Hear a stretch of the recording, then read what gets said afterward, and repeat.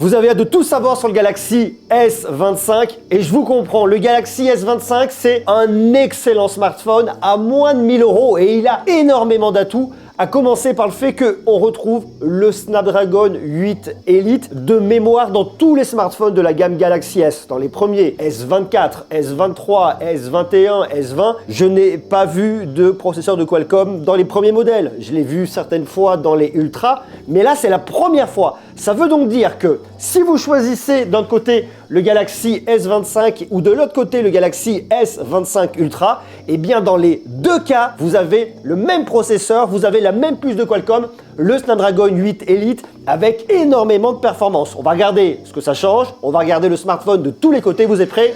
On y va. Et la bonne nouvelle, c'est que les Galaxy S25 sont disponibles chez Bouygues Telecom. Profitez d'un bonus reprise d'une valeur de 150 € sur votre ancien mobile pour l'achat d'un Galaxy S25 Ultra. Et si vous souhaitez plutôt acheter un Galaxy S25 ou un Galaxy S25 Plus, profitez de 100 € de reprise sur votre ancien smartphone. Ça, c'est aussi super intéressant. Foncez découvrir les Galaxy S25, S25 Plus et S25 Ultra dans les boutiques de Bouygues Telecom ou bien évidemment sur le site web de Bouygues Telecom. Une fois de plus, je vous mets le lien qui est juste en bas dans la description. Dépêchez-vous d'en profiter puisque ces offres sont valables jusqu'au 2 mars. Je préfère le design du S25 par rapport au design du S24. Les optiques sont plus grosses, je trouve ça aussi un peu plus élégant. Il est plus fin de 0,4 mm et il est également un peu plus léger de 5 grammes. Il pèse 162 grammes. C'est totalement imperceptible. On se rend pas du tout compte de la différence entre le Galaxy S24 et le Galaxy S25. Par contre, ce que j'aime bien cette année, c'est que le design est harmonisé par rapport à la gamme S25 et notamment par rapport au Galaxy S25 Ultra. Cette année, il a un cadre en aluminium Armor amélioré.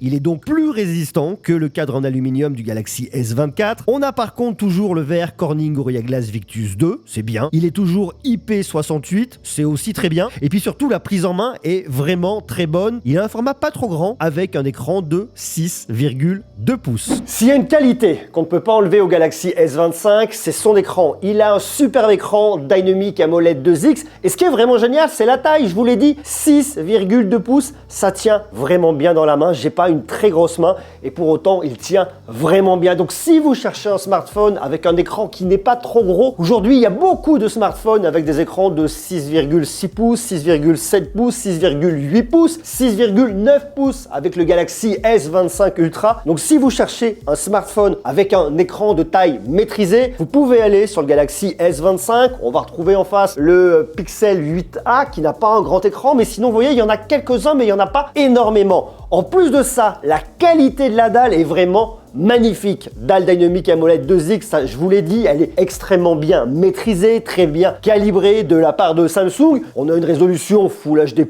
qui est très correcte. Un taux de rafraîchissement qui va jusqu'à 120 Hz, ce qui est parfait lorsque vous allez venir scroller sur votre smartphone et pour toutes les expériences de gaming, c'est parfait. En plus de ça, il prend soin de vos yeux, il est confortable, il est agréable. Pour tout ce qui est visionnage de films, de séries, vous n'aurez aucun problème et vous serez très heureux de consulter votre contenu sur le Galaxy S25. En plus de ça, il est très lumineux puisqu'il monte jusqu'à 2600 nits. Si vous le regardez comme ça, vous voyez, on monte la luminosité. Là, il est très lumineux, voire trop lumineux. Vous le baissez, comme ça, vous évitez de vous fatiguer les yeux. Mais lorsque vous êtes en extérieur, que vous êtes à la plage ou au soleil, eh bien, vous savez que votre smartphone sera lisible. Et ça aussi, c'est un point extrêmement important. Le Galaxy S25 est un smartphone qui est dopé à l'intelligence artificielle et à qui il faut beaucoup de puissance de calcul derrière pour délivrer de l'intelligence artificielle. Et c'est pour ça que Samsung a fait le choix de mettre à l'intérieur de ce smartphone le Snapdragon 8 Elite. Et je trouve ça vraiment intéressant. Il y a quelques mois, je vous avais emmené avec moi. On était parti chez Qualcomm au lancement du Snapdragon 8 Elite. Souvenez-vous, je vous avais expliqué tout ce qu'on pourrait faire avec la puissance de calcul de ce processeur en 2025. Samsung a fait le choix en 2025 et c'est ça qui est vraiment intéressant, eh bien d'intégrer le Snapdragon 8 Elite sur l'ensemble de sa gamme S25 et ça me plaît énormément. Pourquoi? Parce que l'année dernière, sur le Galaxy S24, on avait un Exynos 2400 qui est fait par Samsung, qui est un processeur qui est très bien, mais qui ne va pas aussi loin que ce qu'on peut avoir sur le Galaxy S25 avec le Snapdragon 8 Elite. Je vous explique. L'Exynos 2400 est un processeur qui est gravé en 4 nanomètres versus 3 nanomètres pour le Snapdragon 8 Elite. Et même si l'Exynos 2400 a une génération antérieure par rapport au Snapdragon 8 Elite, eh bien, les processeurs de Qualcomm s'en tirent mieux et avec beaucoup de performance. Et il y a aussi un autre point qui fait la différence, c'est l'ISP.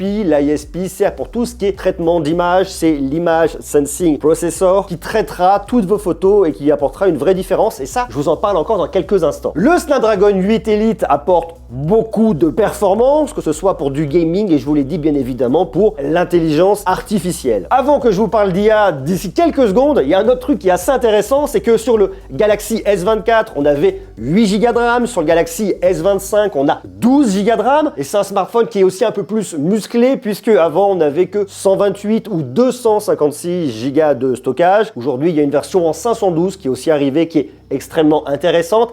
Attention, j'attire votre attention sur le fait que la version en 128 Go de stockage n'aura pas la même technologie de stockage que la version en 256. Donc si vous voulez la version la plus performante, il faut commencer sur la version en 256 Go de stockage. Une des grosses nouveautés en intelligence artificielle dans les Galaxy S25, ce sont les Action Cross Apps. Ce sont des applications qui vont fonctionner ensemble avec Gemini au centre. Je vous fais une démo. Par exemple, on va poser une question à Gemini, on va aller essayer de trouver quelque chose. Je vais emmener Justine en week-end pour son anniversaire, le 1er avril.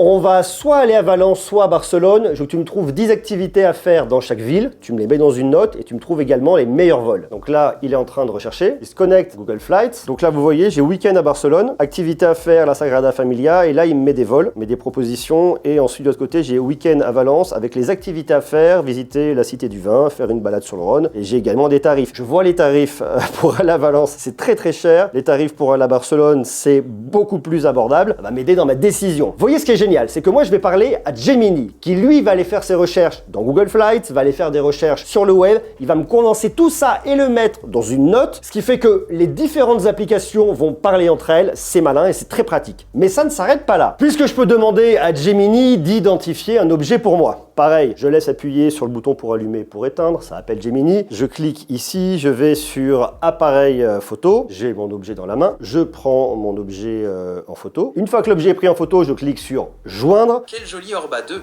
tu l'as acheté récemment? Comment est-ce que tu sais que c'est un Orba 2? Je peux lire le texte qui apparaît à l'écran. Ça dit Orba 2 by Artifon. Ça te confirme que c'est le bon appareil? Ça me confirme. C'est quoi cet appareil et il sert à quoi? L'Orba 2 est un synthétiseur portable et un contrôleur MIDI. Bon, il l'a vu, vous voyez, c'est pratique. Mais là, je lui ai montré. Mais si par exemple, je lui montre pas, eh bien, on va faire la même chose. Je vais aller dans Gemini, clique sur le plus, je vais dans appareil photo, je vais le mettre de l'autre côté. Là, on ne voit pas la marque. J'appuie dessus, joindre. Je demande à Gemini Live, il va regarder, il va analyser. Quel est ton instrument de musique préféré? J'aime beaucoup d'instruments. Est-ce que tu peux me dire quel est celui que je tiens dans la main? L'Orba d'Artifon, un contrôleur MIDI tactile qui peut... C'est incroyable. C'est quelle version de l'Orba? C'est l'Orba 2.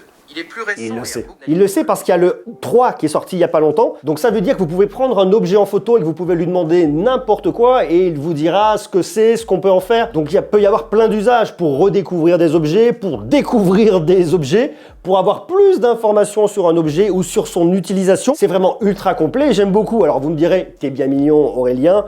Effectivement, ça c'est une fonctionnalité qui est développée par Google, c'est Gemini, c'est vrai, c'est dans le cloud, ça nécessite pas la puce qu'on a à l'intérieur.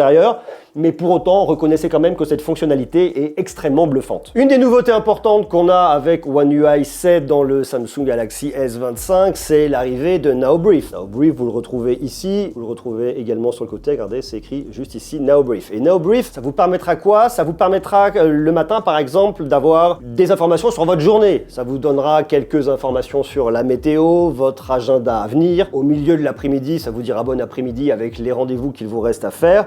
Et le soir, ça vous donnera la météo du soir, quelques rendez-vous que vous n'avez pas encore fait, quelques souvenirs de la journée. Donc c'est assez pratique en fait parce que vous voyez là par exemple il marque bon après-midi, je clique dessus et là je vais retrouver quelques informations assez intéressantes. Je vois bonjour, bonne fin de journée, oui plutôt bonne fin de journée, la météo là qui est pas extraordinaire. Pour l'instant il n'y a rien dans mon agenda donc il va rien m'afficher ici, mais vous voyez quand je remplirai mon agenda j'aurai mes rendez-vous ici. Donc c'est un assistant qui est assez intéressant pour avoir quelques informations sur ce qui va arriver dans votre journée. Donc ça c'est Now Brief. positif. Maintenant, on a la Now Bar. La Now Bar, c'est par exemple, là, je vais mettre de la musique sur Spotify. Hop, je mets un petit Nirvana. Je baisse le son pour des questions de droit d'auteur, bien évidemment. En même temps, par exemple, je vais mettre un minuteur. Je lance mon minuteur et en même temps, je vais lancer une navigation sur Google Maps. Bon, on s'en fiche de la navigation. Eh bien, lorsque je reviens sur mon smartphone ici, vous voyez, en plein écran, j'ai une petite barre qui est située juste en bas, que je trouve plutôt bien placée, puisqu'avec votre pouce, vous allez pouvoir venir l'utiliser très facilement. Et ensuite, je peux venir naviguer ici. Je peux passer, par exemple, de ma musique à mon minuteur, de mon minuteur à ma musique, de ma musique à mon minuteur, à ma musique. Ensuite, je clique sur la musique, ça me l'ouvre en un peu plus grand. Et j'ai toutes les informations sur la musique que j'écoute. Donc, je trouve ça réellement, vraiment intéressant. Pourquoi? Eh bien, lorsque mon écran est en veille, j'ai toujours accès à mes informations qui sont en cours. C'est cool. Je peux piloter ma musique. Je peux avoir le suivi sur une carte. C'est bien positionné, c'est malin. Bravo Samsung. Et après, j'ai toujours les fonctionnalités phares de One UI que j'avais déjà sur mon Galaxy S24. Ça va pas réellement changer. J'ai Entouré pour chercher qui, cette fois-ci, peut rechercher de la musique, mais vous l'aurez également sur le Galaxy S24.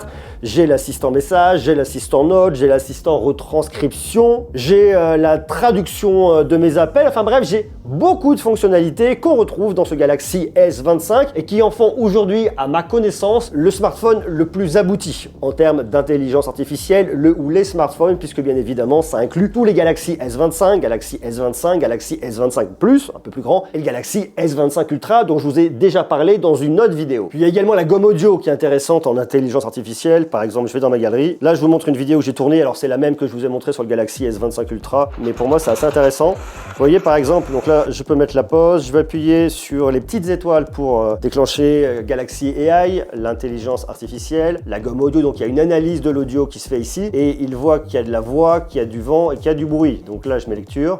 Il y a effectivement beaucoup de vent. Je peux supprimer le vent, le bruit, je peux supprimer le bruit et ensuite, je vais me concentrer que sur les voix qui vont pas tarder à arriver. Hello guys, we're here in SF. Et c'est assez bluffant en fait. Hein. Une fois de plus, il faut laisser un peu de bruit pour que votre vidéo respire un petit peu. Mais c'est vraiment très efficace parce que si je remets le vent, vous voyez, le vent et le bruit, vous voyez. Et si je diminue comme ça, ça marche vraiment bien. Donc c'est extrêmement bluffant. Il y a énormément, une fois de plus, de capacité de calcul dans ce smartphone. Et ce qui en fait aujourd'hui un peu un couteau suisse avec de l'intelligence artificielle dans le monde des smartphones. Et ça, je dois reconnaître que j'aime beaucoup. Le Galaxy S25 a toujours la même taille de batterie par rapport au Galaxy S24, une batterie de 4000 mAh et il se recharge toujours en 25 watts. Ça me frustre parce que on voit que ce smartphone évolue énormément avec plus de puissance de calcul, avec de l'intelligence artificielle. Il est meilleur dans beaucoup de domaines, mais au niveau de la charge, c'est toujours la même chose. Alors bien évidemment, l'autonomie sera également un peu améliorée grâce au Snapdragon 8 Elite, puisque bien évidemment, votre processeur joue sur la partie autonomie en consommant moins d'énergie. C'est important, c'est bien, mais pour autant, j'aurais aimé que Samsung fasse quelques efforts, peut-être en passant sur des batteries en silicium carbone plus fines qui permettraient d'augmenter la capacité de la batterie et de passer, pourquoi pas, sur une batterie de 4500 voire 5000 mAh.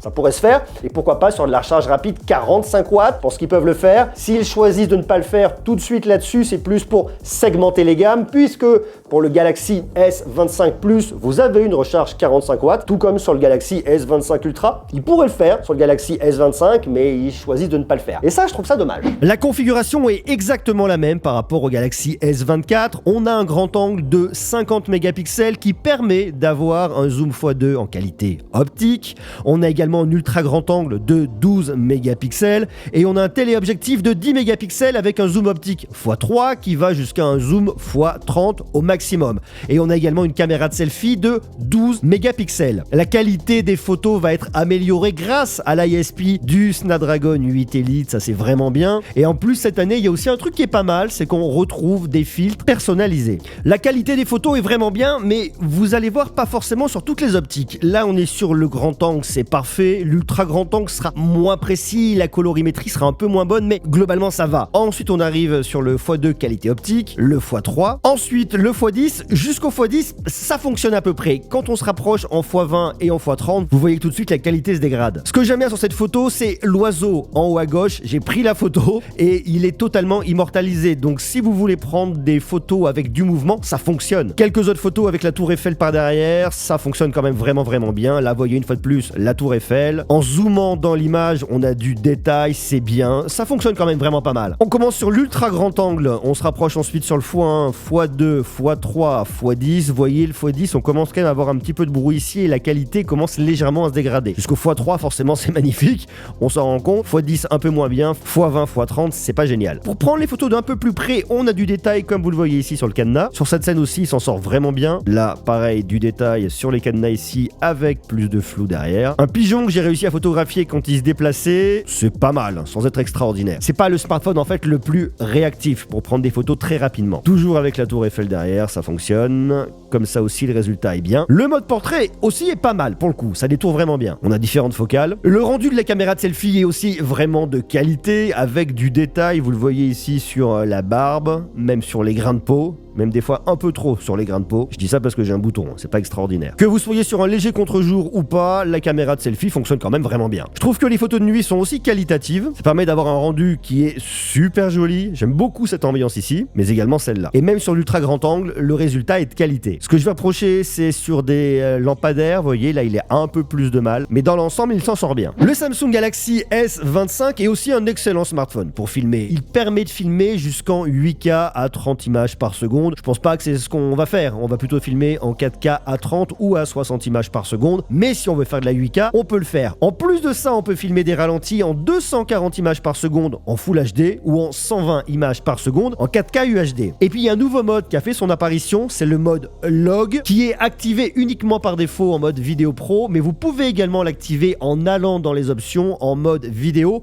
Personnellement, j'adore. Ça donne un rendu un peu délavé à l'image, mais vous appliquez ensuite un LUT, vous faites un traitement d'image pour pouvoir avoir la colorimétrie que vous voulez. C'est vraiment bien pour tous les créateurs de contenu qui veulent vraiment maîtriser leur colorimétrie et travailler leur image. C'est génial. Ce que j'aime beaucoup également sur le Galaxy S25, en tout cas sur la gamme Galaxy S25, c'est que vous ayez 7 ans de montée d'OS et 7 ans de mise à jour de sécurité. Ça veut donc dire que votre smartphone, quoi qu'il se passe, il restera totalement actuel et totalement protégé. De toute façon, je ne suis pas convaincu que le Galaxy S25 dans 7 ans ait beaucoup d'intérêt, qu'il y ait beaucoup de personnes qui se disent tiens, je vais acheter un Galaxy S25.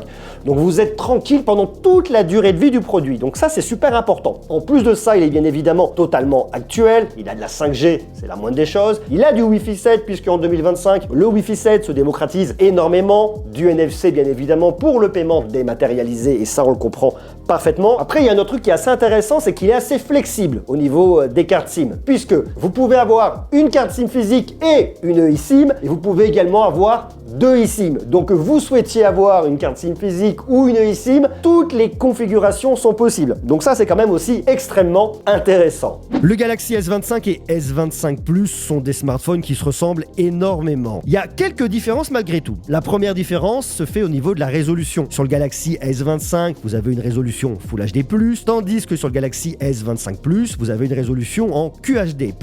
La taille de l'écran change, on s'en doutera. On passe d'un 6,2 pouces sur le Galaxy S25 à 6,7 pouces sur le Galaxy S25 Plus. C'est tout de suite beaucoup plus grand. La taille de la batterie change également. On a une batterie de 4000 mAh sur le Galaxy S25 contre une batterie de 4900 mAh sur le Galaxy S25 Plus. Et puis enfin, il y a la taille et le poids. Forcément, le Galaxy S25 Plus sera un smartphone plus grand, on s'en doutera. Et c'est également un smartphone plus lourd puisqu'il fait 190 grammes contre 162 grammes pour le Galaxy S25. Et n'oubliez pas, c'est le bon moment pour acheter vos Galaxy S25, S25 Plus ou S25 Ultra chez Bouygues Telecom, puisque si vous souhaitez acheter le Galaxy S25 ou le S25 Plus, profitez de 100 € de bonus reprise chez Bouygues Telecom, c'est vraiment intéressant. Et si vous préférez plutôt acheter le Galaxy S25 Ultra, profitez de 150 € de bonus reprise chez Bouygues Telecom. Ces offres sont valables jusqu'au 2 mars, donc dépêchez-vous bien évidemment, soit en vous rendant en boutique Bouygues Telecom, soit en allant sur leur site internet. Une fois de plus, je vous mets le lien qui est juste en bas dans la description. Et puis vous l'avez vu, bien évidemment, ces smartphones ont du Wi-Fi 7. Le Wi-Fi 7, je vous en ai déjà parlé chez Bouygues Telecom, qui est vraiment super bien avec la nouvelle B-Box de Bouygues Telecom. Une fois de plus, vous saurez tout en boutique Bouygues Telecom ou alors sur leur site internet. L'expérience logicielle est aussi géniale dans le Galaxy S25. L'expérience logicielle, elle se fait sur One UI 7. Je vous donne d'ailleurs 10 réglages à activer immédiatement sur One UI 7. Foncez voir la vidéo, elle est juste là, c'est extrêmement intéressant.